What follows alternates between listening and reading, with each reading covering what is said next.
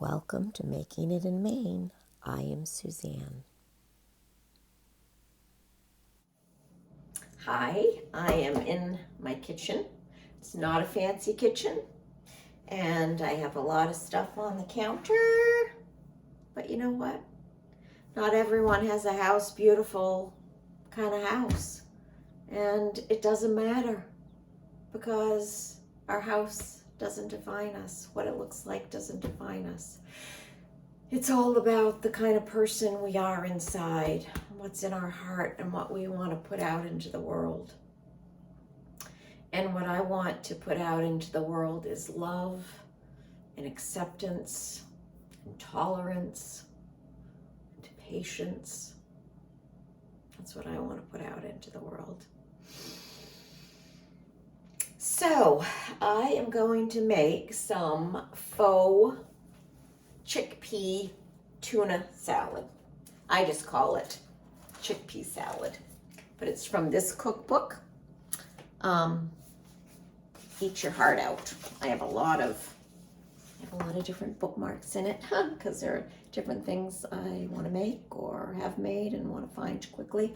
I really like this cookbook, and she is Dr. Oz's daughter.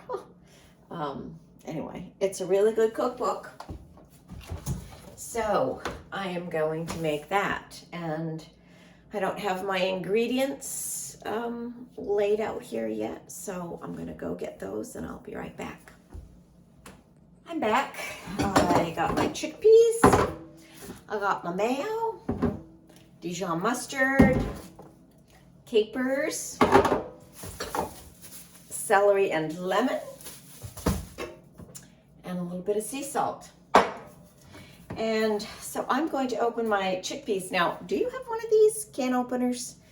You know what is so fantastic about these can openers is that they cut around the side of the can instead of I don't know, around the inside of the top. Anyway, so it comes off like that, and you don't have any of those awful jagged edges that you can cut yourself on. I just dribbled some juice on myself. Anyway, I love that can opener because I don't like those jagged edges. I don't like getting cut.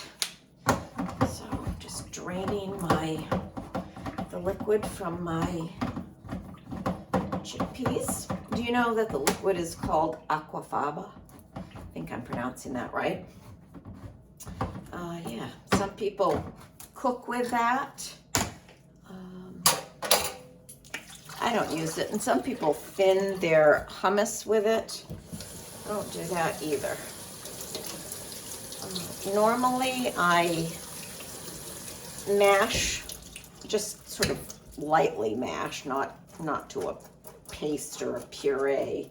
Normally I mash with a fork or a potato masher, but today, for time's sake, I'm gonna whiz them in this food processor, this ancient food processor that was my dad's. So I'm not gonna subject you to the noise, so hold right on. I'll be right back. All right, so that's about how much I whizzed them. I'm gonna dump those in my bowl.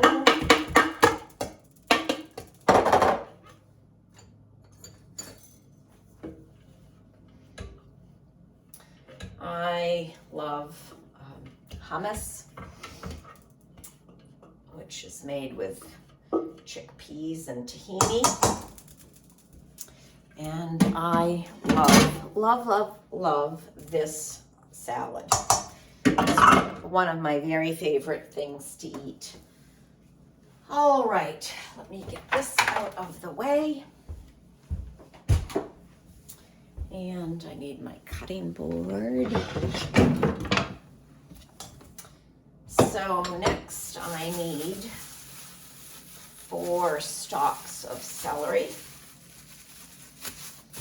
This is from my local, those are large, so I think I'm only going to do 3 from my local health food store, aka natural food store. Grab my knife. And I forget where I learned my knife skills, but I'm awfully glad I learned how to properly use a knife. A young person that I worked with in a private school that I worked at for a while, a young woman was hired who didn't really know much about cooking and chopping and anything like that. So watching her chop one day was a little bit painful, and I asked her if I could show her.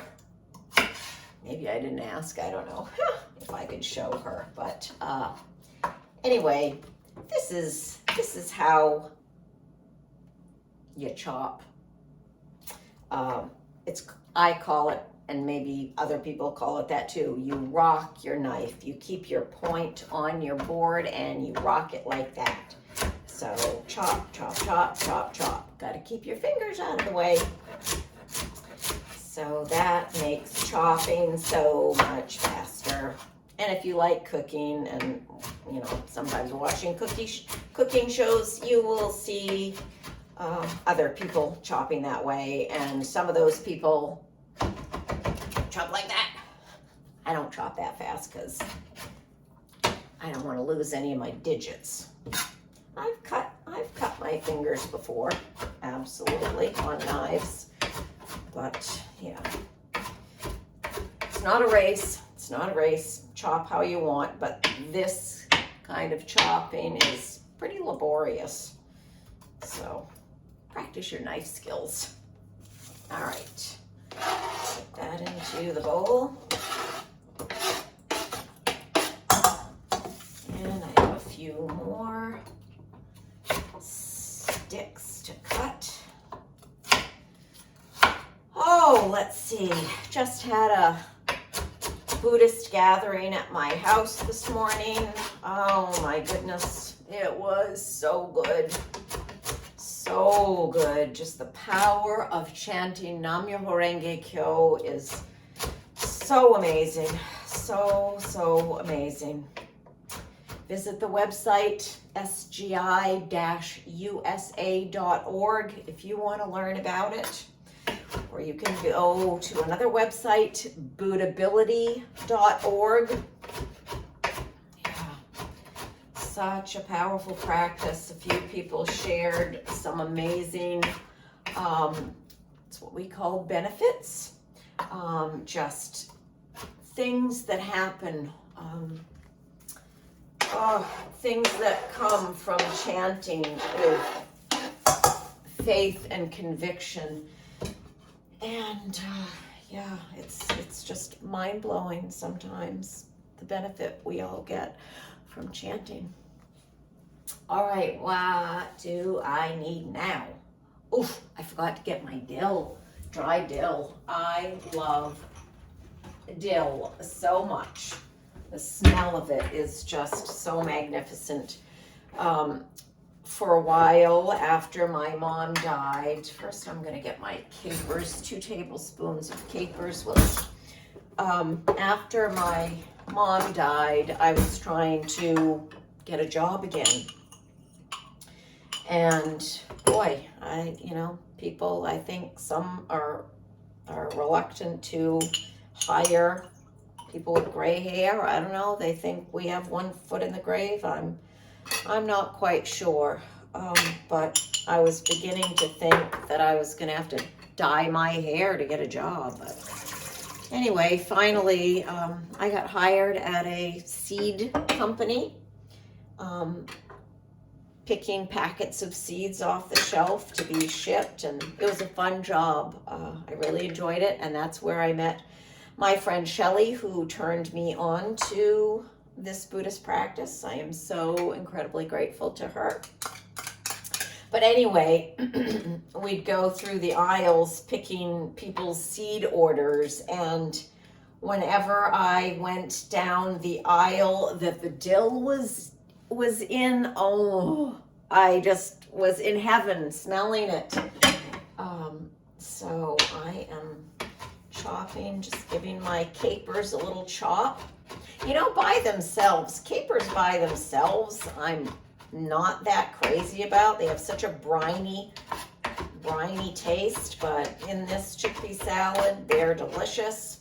And I've made a lemon aioli that had capers in it, and that was very tasty too. All right, so now I need a little bit of onion. You can use shallot or onion. I don't have any shallot right now. So let's see, about a half a cup. I bet this little guy will be about a half a cup. Oh, let's see. Yeah, it's a cloudy day here in Maine. Oh, by the way, I forgot to say, I'm Suzanne. In case this is your first time visiting, I am Suzanne, and I am making it in Maine. What am I making now? Chickpea salad. Yeah. How do I make it financially in Maine? Well, one of the ways that I make it financially is I bake. I bake for a living. Right now, 40 hours a week baking lots of cookies, things that I don't eat very often anymore. In fact, I want to not eat them at all. Back in 2016, I quit sugar altogether, 100%. And I want to get back to that point again, because sugar is inflammatory. Once in a great while, okay, but boy, once you start having it once in a while, it can increase and increase. And once I started having it a while again, I just find I want it more. And sometimes when I'm surrounded by cookies all day at work, sometimes I want to eat one, and I don't want to be eating one. You know, my mom had diabetes and dementia, and I'm just, it's in my mind, and I know it's not a good thing to be in my mind probably as much as it is, but I just want to do all I can to avoid getting diabetes or dementia myself. So I just want to eat in ways that are health promoting rather than sickness and inflammation promoting. And sugar is inflammatory. Not to mention it's incredibly addictive. Do you know that sugar is more addictive than cocaine? In a study with rats were given a bowl of sugar and a bowl of cocaine, and they went to the bowl of sugar more than they went to the bowl of cocaine. I'm probably butchering this story a little bit, but yeah, it's way more addictive than cocaine. So that's my little soapbox spiel for this morning. All right, let's see if I got all the big stuff. I got chickpeas, I got celery, I got red onion, got the capers. Yeah. This recipe also calls for Kalamata olives, which I'm not putting in because I just found it was too much, too salty between the capers and the black olives. So I leave out the the black olives. And I don't need a bowl that big, I don't think. So now, this only calls for 1/4 of a cup of mayo, which is pretty amazing because that's quite a good sized bowl of chickpea and veg. So I think it's awesome that it only needs. I could have used a spatula, but I'm not. I'm making a mess. That's okay. When Julia Childs drops when she dropped a chicken on the floor in one of her early cooking video days, she just picked it up and, I don't know, said something crazy about it. Oh my, that's okay. I dropped the chicken, but a little dirt never hurt anybody. Okay, she didn't say that, but that's just the goofy thing I'm saying. All right.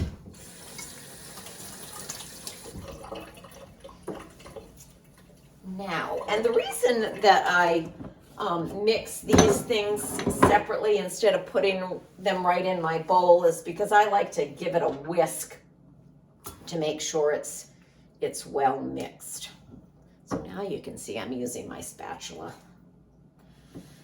Okay, and we need the Dijon mustard. Let's see. 1 teaspoon, only 1 teaspoon. I just got this from my pantry shelves. I think I'm gonna have to use a knife to get into that because my fingers are too slippery.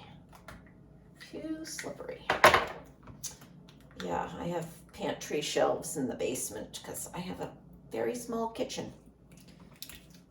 So whatever works, making lemonade out of lemons. That's how it goes. All right, I'm not going to use a measuring spoon for this. I'm just gonna eyeball what would be a teaspoon. I think that's good. And if it's a little bit more, that's okay too. I need my lemon zester, my microplane. If you don't have one of these, you want to get one because they are great. And I'm using my organic lemon because there are lots of chemicals on citrus fruit. So, gotta do your zesting before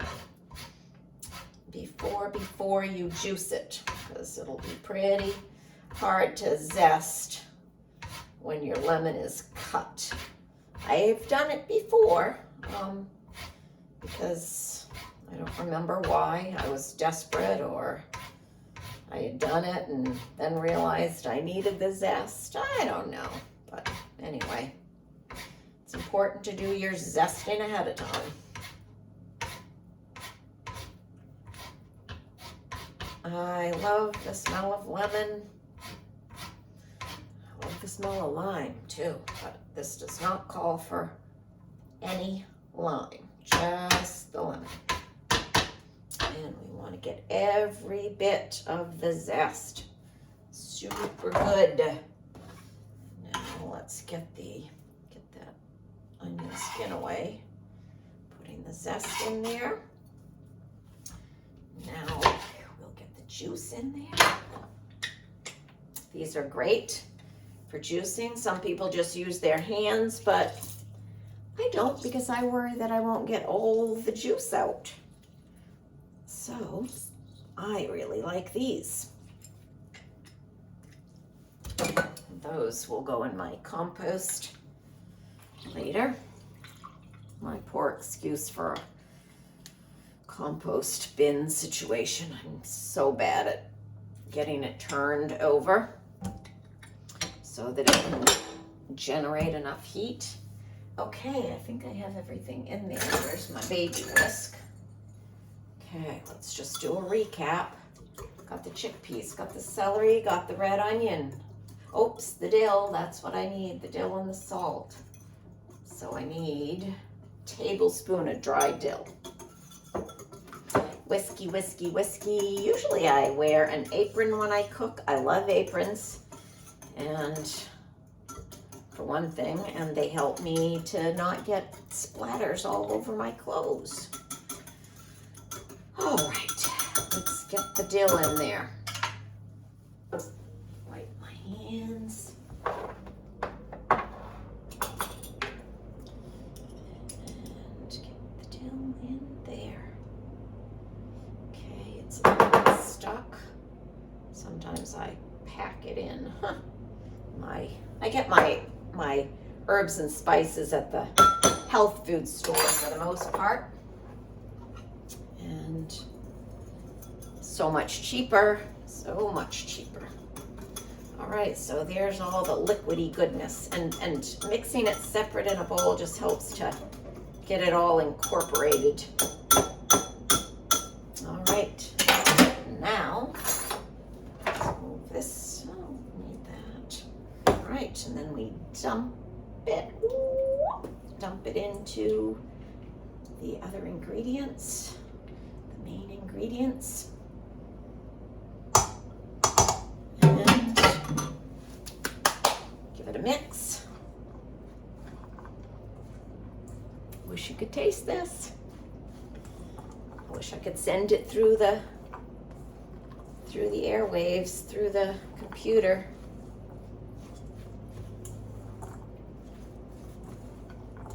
And you know how I love to eat this. Even though it's called faux tuna salad, I don't put it between bread for sure. My favorite way to have it is on mixed greens. I put a dressing on my little bit of oil and vinegar, a vinaigrette on my mixed greens, and then put a pile of this on, and it's one of my favorite things to eat ever. Oops, I forgot some salt. All right, let's get a little bit of salt in there. Actually, I don't know, maybe I don't usually put salt. It's been a little while since I made it, so I don't even remember.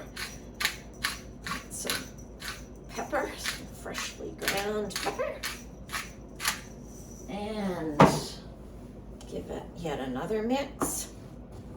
Work that in. So good. All right, I told you in a recent video you wouldn't see me eating. You wouldn't get to eat it, and you wouldn't see me eating it, but I'm going to take a taste, see if I need to do anything else.